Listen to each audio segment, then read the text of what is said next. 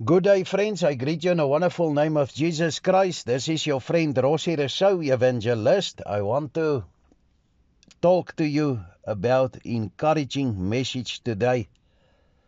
The message today is not a knife, but a sword. And harsh words can cut deep. Deep emotional wounds at the end of the day. You know, and me and you can always pray like David in Psalm 141. Set a guard, O Lord, over my mouth. Keep watch over the door of my lips. You know, we need to be careful of our words, because harsh words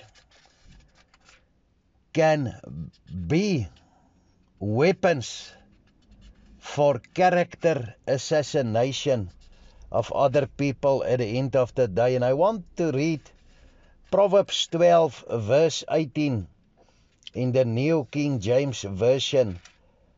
The Bible reads as follows: There is one who speaks like the piercings of a sword, but the tongue of the wise promotes health. Very important text verse this. We can't be character murderers. We get that very important message in 1 John 3 verse 15. You can go and read there. We must take at heart the words also in James 1 verse 26. I want to read for you in the New King James Version, James 1 verse 26. And the Bible reads as follows: If anyone among you thinks he is religious and does not bridle his tongue, but deceives his own heart, this one's religion is useless. Very, very important warning there, to be careful about our words.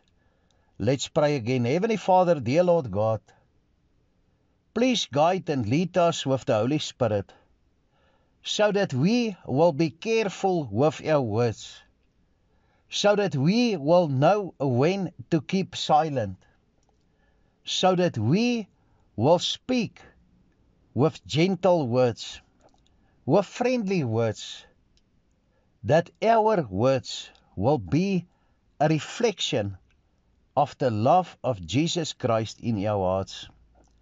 Heavenly Father, dear Lord God, we pray that your will be done in the mighty name of Jesus Christ. Hallelujah. Amen.